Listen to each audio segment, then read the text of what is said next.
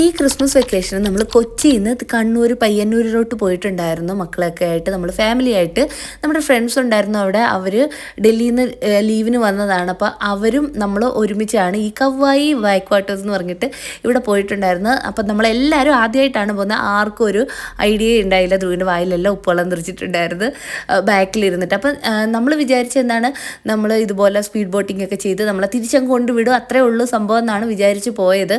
പക്ഷേ അങ്ങോട്ട് ചെല്ലുമ്പോഴാണ് മനസ്സിലായത് അവിടെ മാൻഗ്രൂവ്സ് ഇല്ല, നമ്മുടെ കണ്ടലിൻ്റെ കുറേ മരങ്ങളൊക്കെ ഉണ്ടായിരുന്നു. അതും പോരാഞ്ഞിട്ട് അത് കണ്ടിട്ട് വരുമെന്നേ അപ്പോഴും ഞാൻ വിചാരിക്കുന്നുള്ളൂ.